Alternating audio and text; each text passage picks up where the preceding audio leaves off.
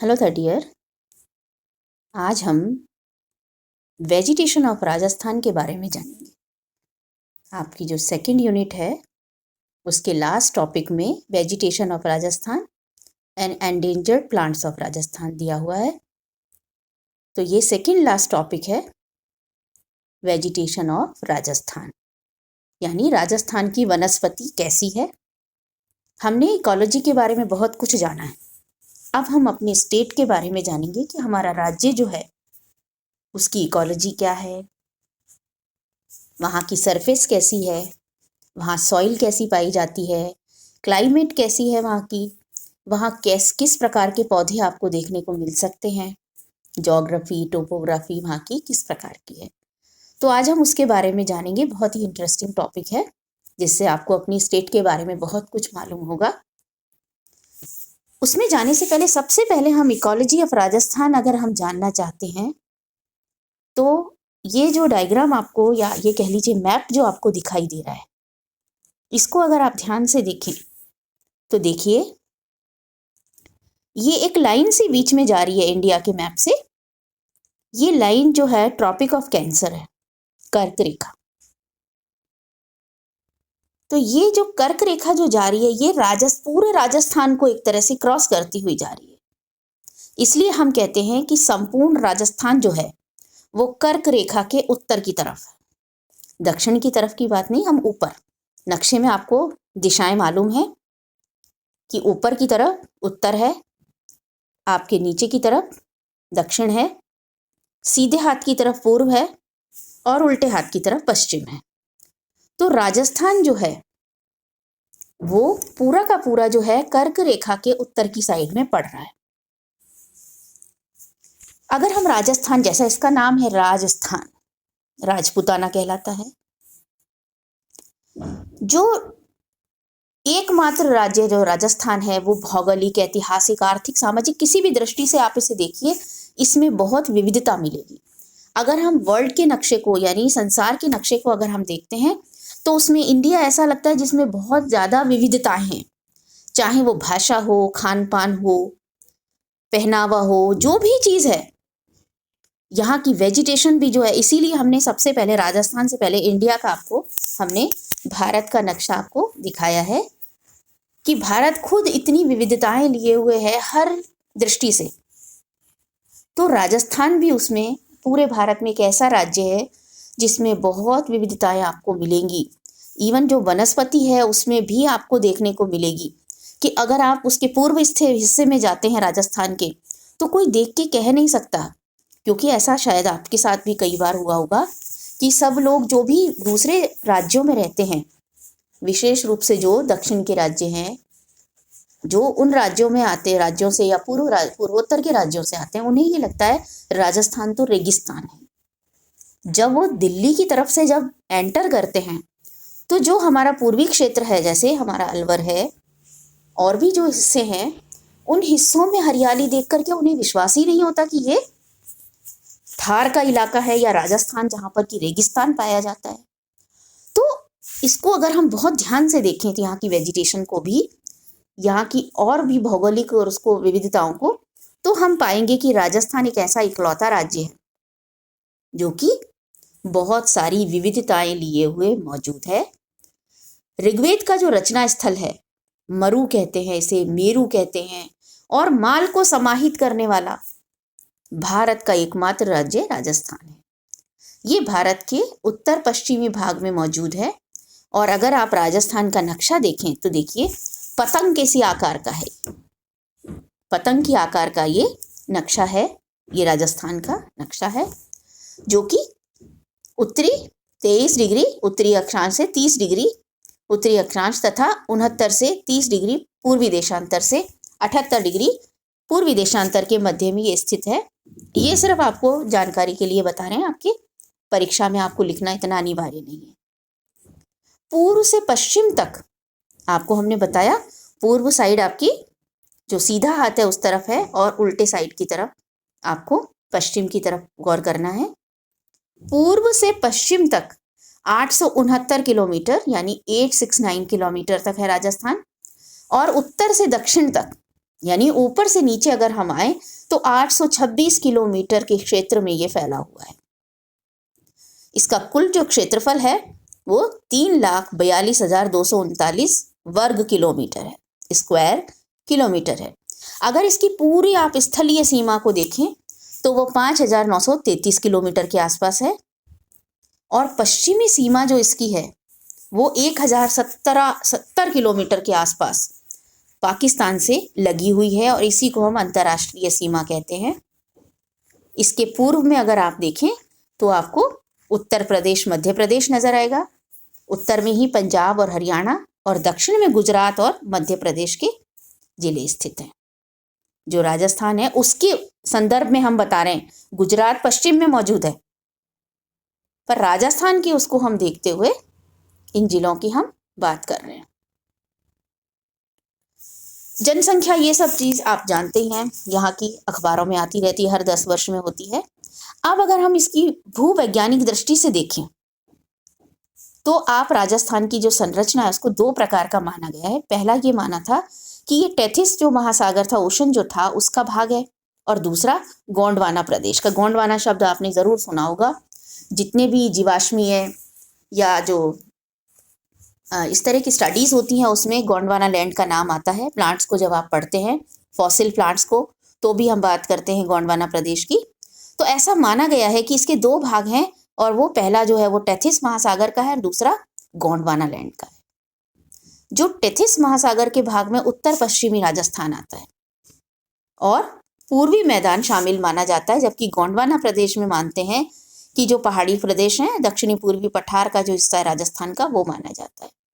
और विलुप्त जो सरस्वती है, अगर आपने कभी कई बार यूट्यूब पर भी औरों पर भी ये दिखाया जाता है कि सरस्वती जो है वो विलुप्त हो गई थी, उसका जो अवतरण है वो इस तथ्य को ठोस आधार देता है कि कभी थार का रेगिस्तान भी शस्य शामिल था, अर्थात वहां पर टेथिस महासागर के जो अवशेष दिखाई दिए उससे ये मालूम होता है कि यहाँ पर सरस्वती नदी का बहाव मौजूद था। अब अगर हम इसको ध्यान से देखिए, आप इसको नक्शे को, जो राजस्थान है इसकी एवरेज रेनफॉल को यहाँ पर दिखाया गया है कि किस प्रकार से इसके जो हिस्से हैं उनमें औसत वर्षा कितनी होती है। यहाँ देखिए कितनी कम होती है। जो पश्चिमी इसका हिस्सा है, एक्सट्रीम वेस्ट की साइड में जो है, वहाँ सिर्फ 12 सेंटीमीटर या उससे भी कम वर्षा होती है यहाँ। फिर आप देखिए इसको 12.5 से 25 सेंटीमीटर तक इसके आगे वर्षा होती है। फिर आगे थोड़ी और बढ़ती है वर्षा, 25 से 50 के आसपास है। जैसे जैसे आप पूर्वोत्तर की तरफ जाते जाएंगे उसमें वर्षा का जो है एवरेज रेनफॉल बढ़ता चला जा रहा है। यहाँ देखिए 50 से 70 सेंटीमीटर, यहाँ 75 से 100, और इससे भी अधिक है, 100 से भी अधिक। यहाँ इसकी क्लाइमेट जो दिखाई गई है, राजस्थान जो जलवायु है, जो वेस्ट की तरफ आप जाते जाएंगे तो हमारे, अगर आप इंडिया की भी बात करें तो उसमें जैसे जैसे आप इंडिया के वेस्ट में जाते हैं तो मरुस्थलीय प्रदेश आपको मिलते हैं, और साथ में जो अर्ध शुष्क है वो सवाना प्रदेश है। फिर उपार्ध यानी जो उसमें सब मॉइस्ट एक तरह की क्लाइमेट पाई जाती है। यहाँ मॉइस्ट क्लाइमेट है। अब देखिए आप, यहाँ पर हम वेजिटेशन ऑफ राजस्थान की बात कर रहे हैं, तो इकोलॉजिकली आपने इसका ये जान ही लिया है। अगर हम इसकी सरफेस को देखें या इसके स्तर को, यानी इसकी सरफेस या इसका ऊपर का जो हिस्सा है वो किस प्रकार का है, तो उसे हम 5 भागों में लेकर के समझ सकते हैं। अलग अलग बुक में देखिए अलग अलग तरीके से ये दिया हुआ है।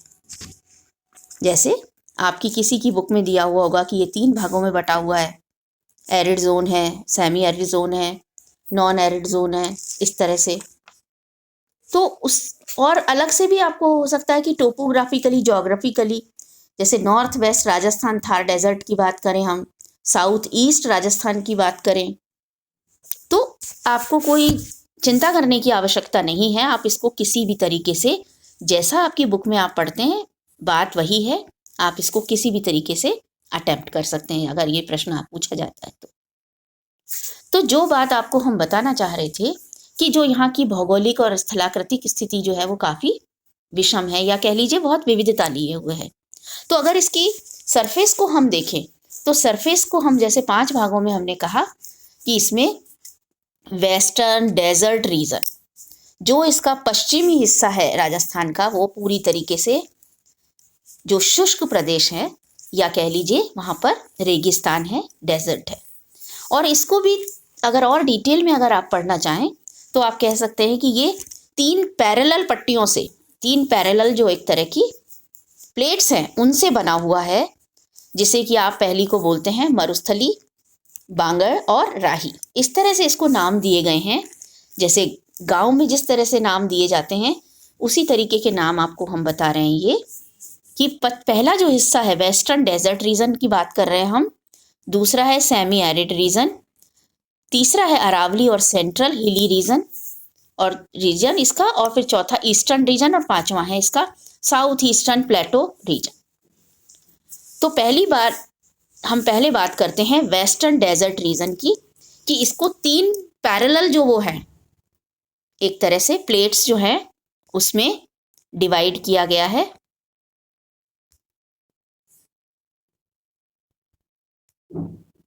और जो 3 पैरेलल इसकी प्लेट्स हैं उनके नाम आपको बताए हमने, मरुस्थली, बांगड़ और राही के रूप में। इसको पश्चिम से पूर्व की ओर ये फैला हुआ रहता है। मरुस्थल में जो मरुस्थली नाम दिया गया, इसको क्यों दिया गया है? वहां पर जहां कर की सैंड ड्यून्स हैं।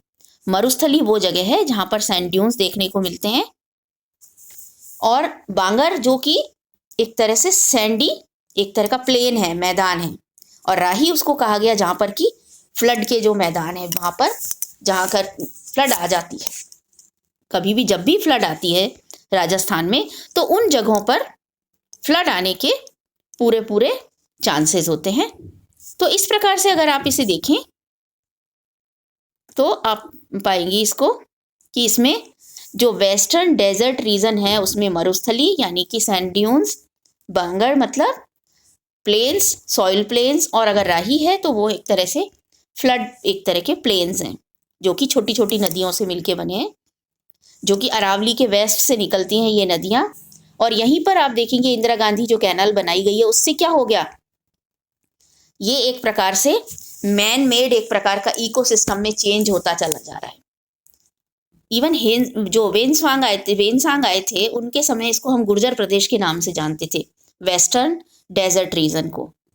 और इसके अंतर्गत जो वो आते हैं डिस्ट्रिक्ट्स, बीकानेर, जैसलमेर, बाड़मेर, चूरू, नागौर, ये वाले पूरे वेस्टर्न साइड के जो हैं जिले, उनमें सब में लेस देन 25 सेंटीमीटर के आसपास उसमें बारिश वगैरह होती है। और जनसंख्या जो है वहाँ पूछ के देखिए आप, जैसलमेर में अगर आप जाएंगे भी तो वहाँ देखेंगे बहुत कम लोग, मतलब उस तरह से राज्य की लगभग इन क्षेत्रों में 30% जनता ही निवास करती है। रात में बहुत ठंड हो जाएगी या ज़्यादा गर्मी के तापक्रम में बहुत अंतर मिलेगा आपको, कांटेदार झाड़ियाँ बहुत मिलेंगी, सैंड ड्यून्स जिन्हें आप धोरे कहते हैं वो इस वेस्टर्न डेजर्ट रीजन में बहुत मिलते हैं। दूसरा जो रीजन है that is semi arid region. Semi arid region में आप पाएंगे कि जो अरावली के पश्चिम में उत्तर पूर्व वाला जो दक्षिण पश्चिम में जो विस्तृत पूरी तरह से फैला हुआ है, उस हिस्से में आप पाएंगे 25 से थोड़ा ज़्यादा या आसपास ही बारिश होती है। पाली है, जैसे जालौर है, सीकर, झुंझुनू, चूरू, हनुमानगढ़, ये जिले इसमें शामिल होते हैं। और इसके अंदरूनी उसमें सांभर, डीडवाना, पचपदरा, ये जो नमक की झीलें हैं वो भी आपको यहाँ, इन झीलों को अवशेष एक तरह से माना जाता है। जो सांभर, डीडवाना, पचपदरा जो है झीलें, ये टेथिस महासागर का ही एक तरह से रिमेन्स हैं, अवशेष हैं। इसीलिए ये पूरी तरह से माना जाता है कि टेथिस महासागर और गोंडवाना लैंड का, देखिए ये बात जो है, अगर इसके और डिटेल में जाएं, अगर आप ज्योग्राफी वालों से पूछेंगे या ज्योग्राफी पढ़ेंगे तो जो टेक्टोनिक प्लेट्स होती है, देखिए धरती जो है, हमारी पृथ्वी जो है, इसमें अंदरूनी हलचलें चलती रहती हैं। अगर आप हजारों साल पुराना पढ़ेंगे तो उसमें आपको मिलेगा इतिहास में कि राजस्थान की जगह कोई और जगह मौजूद थी। जो नीचे की प्लेट्स होती हैं धरती की, वो प्लेट्स सरकती रहती हैं लगातार, और कई बार उनमें जो सरकाव होता है वो इतना ज्यादा हो जाता है कि कहीं का हिस्सा कहीं पहुंच जाता है और फिर वो स्टेबल हो जाता है। इसीलिए कहा गया है कि जो टेथिस महासागर है और गोंडवाना लैंड जो है वो यहाँ पर कभी मौजूद हुआ करते थे। इसीलिए इस प्रदेश को हम बांगड़ भी कहते हैं। इसको लूनी बेसिन, शेखावाटी भाग, नागौरी हायर लैंड, घग्गर मैदान या घग्गर प्लेन्स जो है, इन छोटे छोटे हिस्सों में इसको बांटा गया है। और एशिया का सबसे बड़ा जो सूरतगढ़ का एग्रीकल्चर फॉर्म है वो भी यहीं मौजूद है, इसमें सेमी एरिड रीजन में। काजरी देखिए आप, जोधपुर में जो मौजूद है काजरी central arid zone research institute, तो जो एरिड रीजन है वहां पर मौजूद हैं ये सारे। थर्ड जो है इसका अरावली और सेंट्रल हिली रीजन होता है। ये इसको मानते हैं कि ये दिल्ली वाले ग्रुप से जुड़ा हुआ है। और अरावली देखिए जो पर्वत श्रेणी है, या जो अरावली की यहाँ वाले अलवर वाले बहुत अच्छे से अरावली को जानते हैं, इसको हम आड़ वाला पहाड़ के नाम से भी लोग बोला करते हैं। और गुजरात के पालनपुर कस्बे के जो है खेड़ा बरवार से दिल्ली तक ये जो है लंबाई में मौजूद है। सबसे प्राचीनतम ये पर्वत श्रेणी मानी जाती है। इसकी जो ऊंचाई है वो दक्षिण पश्चिम में अधिक है और उत्तर पूर्व की ओर कम होती जाती है। अरावली जो राजस्थान के है जल विभाजक के रूप में काम करता है।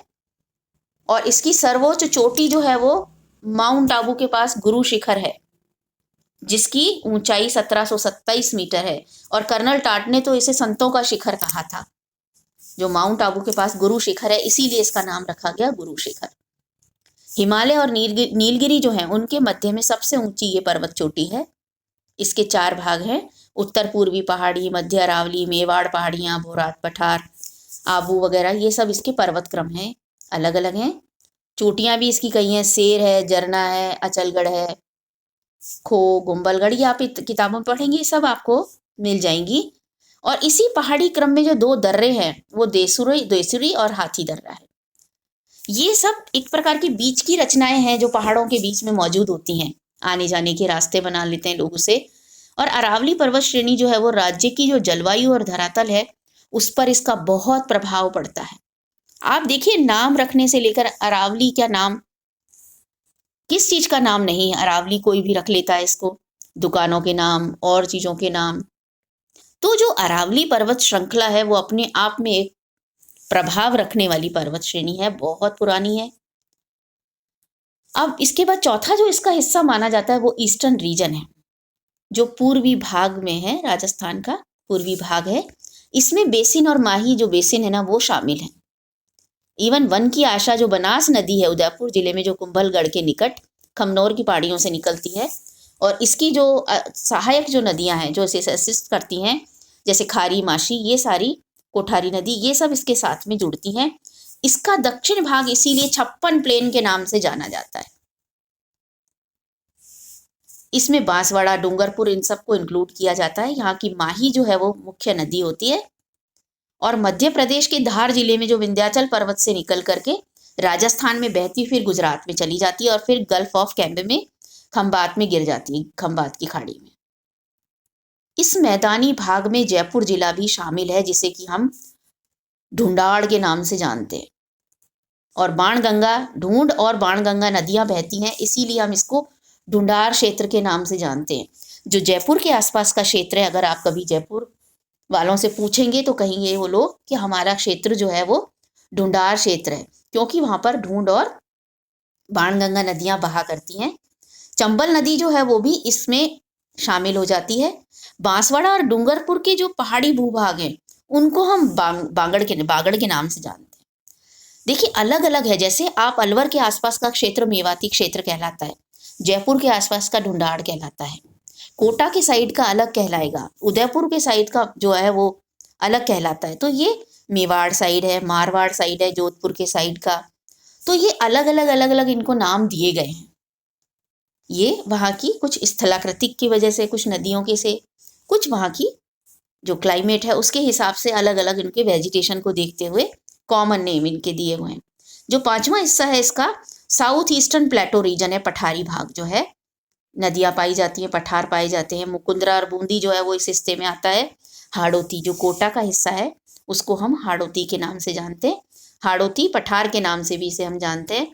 मालवा का पठार, विंध्या का जो है कुछ हिस्से यहाँ पर भी पाए जाते हैं, झालावाड़ वगैरह, बूंदी, कोटा, बारा, ये सब इसमें आते हैं साउथ ईस्टर्न प्लेटो रीजन में। यहाँ की जो मिट्टी होगी काली मिट्टी पाई जाती है, बहुत उपजाऊ होती है। चंबल यहाँ की मेन नदी है, आपको सबको मालूम है। इसकी जो सहायक नदियां हैं वो काली, सिंध और पार्वती है। तो ये एक प्रकार से इसकी सरफेस के बारे में आपको जानकारी दी है कि राजस्थान जो है उसको सतह के आधार पर आप किस प्रकार से समझ सकते हैं, किस किस प्रकार की यहाँ पर सतहें पाई जाती हैं, ज्योग्राफिकली कैसा है, टोपोग्राफिकली यानी स्थलाकृतिक जो आकृतियां हैं वो कैसी हैं, यहाँ पर पहाड़ हैं, पठार हैं, थार, रेगिस्तान जो भी है उसके बारे में।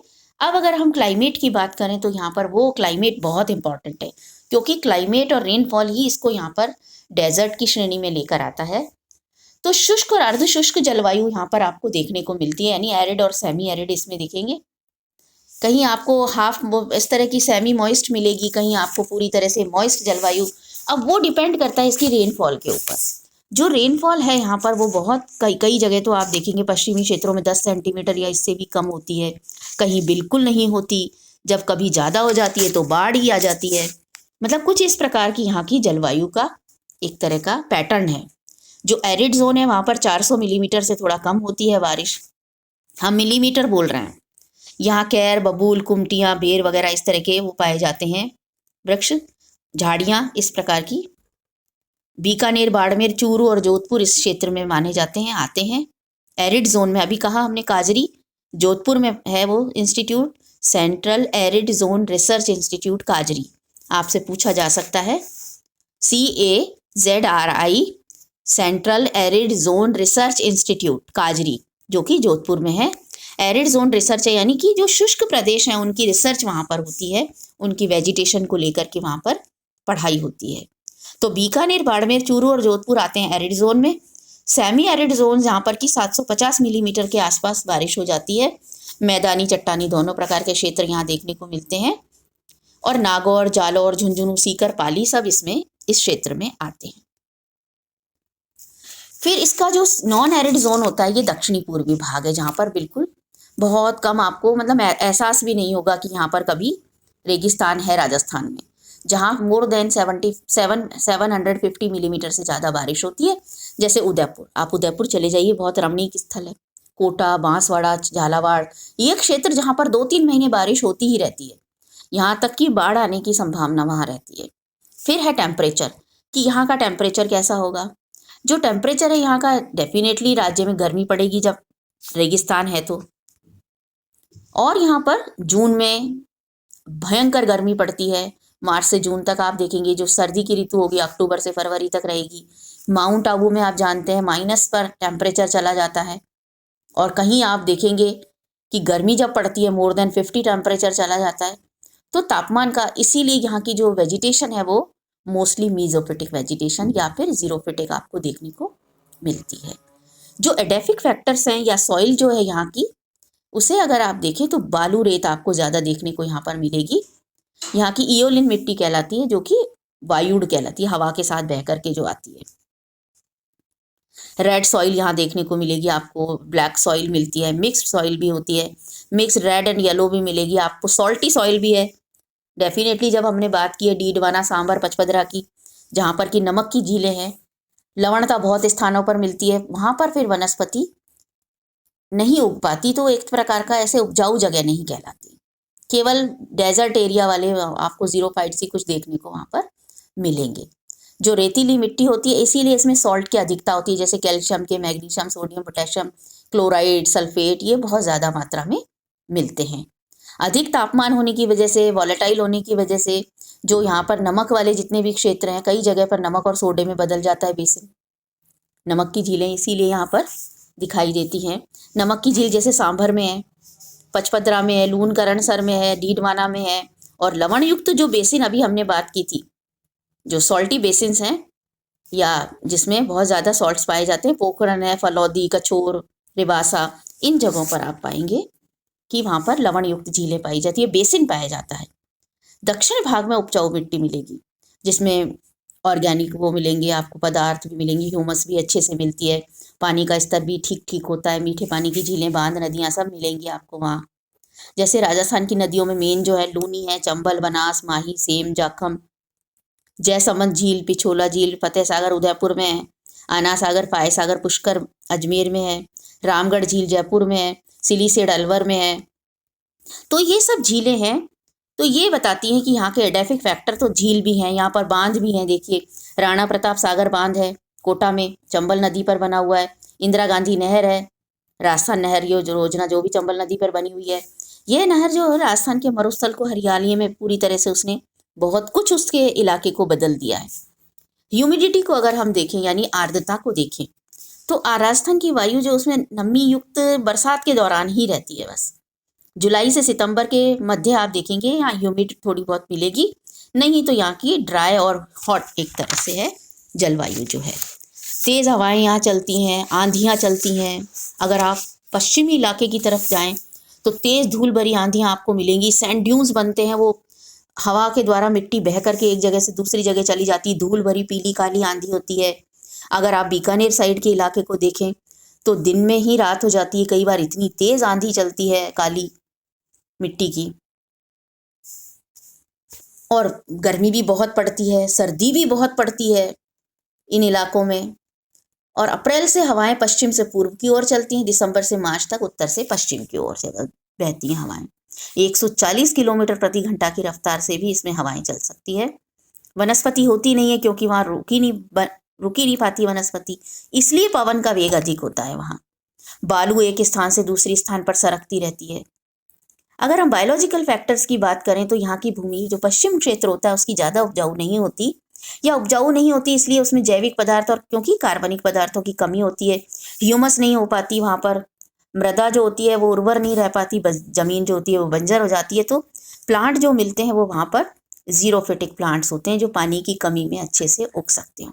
यहाँ का इवन वो भी प्लांट्स जो हैं, बबूल बेर जैसे जो पौधे हैं, वो भी एक प्रकार से कटाई कर करके हट रहे हैं वहाँ से। तो नेचुरल जो फ्लोरा है, अपने आप जो उगने वाले फ्लोरा हैं, उनका भी हम नाश करते चले जा रहे हैं। तो बेसिकली वेजिटेशन ऑफ राजस्थान जो है उसमें उत्तरी पश्चिमी जो है इलाका, उसमें मरुस्थली आपको देखने को मिलेगी। दक्षिणी पूर्वी इलाके में समुद्रभित पादप आपको देखने को मिलते हैं।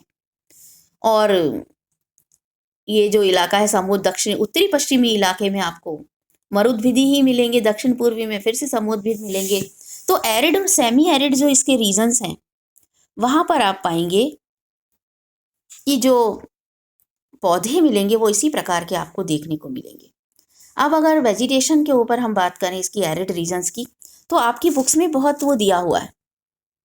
ये देखिए शुरू में जो हमने बात की थी आपसे कि वेस्टर्न जो डेजर्ट घाट है रीजन जो है, इसमें मरुस्थली, बांगड़, राही, ये इस इलाके किस किस में आते हैं उसके बारे में बताया हुआ है। तो प्लांट्स की लिस्ट आपकी बुक्स में दी हुई है क्योंकि बहुत लंबी चौड़ी लिस्ट है।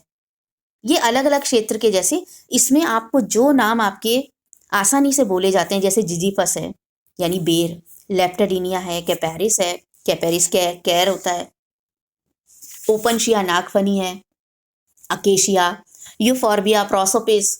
देखिए हमारा स्टेट ट्री है, ये आपसे पूछा जा सकता है क्योंकि आप इकोलॉजी पढ़ रहे हैं और स्पेशली राजस्थान की वेजिटेशन की आप बात कर रहे हैं। तो हमारा स्टेट ट्री है प्रोसोपिस सिनेरेरिया, जिसे आप खेजड़ी कहते हैं, शमी वृक्ष भी कहते हैं। और जो टेकोमेला अंडुलेटा है या रोहिड़ा जो है वो हमारा स्टेट फ्लावर है। आप इन्हें याद रखिएगा। ये सब एंडेंजर्ड स्पीशीज़ के अंतर्गत आते हैं, ये भी पूरी तरीके से ख़त्म होने के कगार पर हैं, तो हमें इनको सेव करके रखना है, इन प्लांट्स को। खेजड़ी और रोहिड़ा वगैरह जो भी हैं, इसको भी हम देखेंगे, हमारे एंडेंजर्ड प्लांट्स के बारे में भी हम अगली क्लास में पढ़ेंगे। अभी आप इनको प्लांट्स को देख लेना आप एक बार, इसकी लिस्ट को।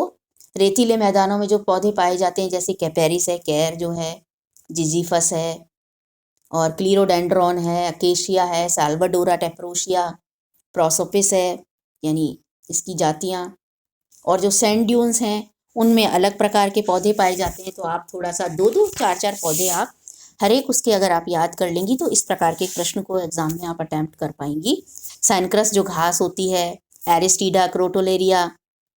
फिर अगर आप प्लांट्स हिली और रॉकी एरिया को देखें तो वहाँ पर जिजीफस है, साल्वाडोरा, यूफॉर्बिया देखेंगी। और सेलाइन लेक रीजन में अगर आप देखें तो स्वेडा आपको मिल जाएगा, क्रेसा मिलेगा, सेल्वाडोरा की जो पर्सिका है, क्लियोम की कुछ स्पीशीज़ आपको देखने को मिल सकती हैं, पॉर्चुला का देखने को मिल सकता है जो सेलाइन इलाका है उसमें। और कई जगह इन सैंड ड्यून्स को रोकने के लिए भी अब वनस्पति लगाई जा रही है, जैसे क्रोटोलेरिया है, लेप्टाडीनिया है, जिजीफस है। इनकी झाड़ियों को वहाँ पर रोपते हैं जिससे कि वहाँ की मिट्टी रुक जाए, वो उड़कर नहीं जाए। कई जगह शेल्टर बेल्ट्स बनाई हुई हैं, साउथ और ईस्टर्न राजस्थान को देखें तो बोहिनिया वगैरह आपको देखने को वहाँ बहुत मिलेंगे, फाइकस वगैरह। आबू की अगर आप देखें पर्वतीय क्षेत्रों की तो एडियंटम, कैलियंथस, जेरार्डियाना, ये इस प्रकार के मैलीलोटस वहाँ पर प्लांट्स देखने को मिलते हैं। तो आप दो दो चार चार जो अलग अलग जगह के प्लांट्स हैं, आपको जो भी प्लांट्स बोलने में, आपको याद होने में जो भी सुविधा हो, उनको आप याद रख सकती हैं। अगली क्लास में हम पढ़ेंगे जो एंडेंजर्ड या खतरे में जो हैं प्लांट्स, उनके बारे में।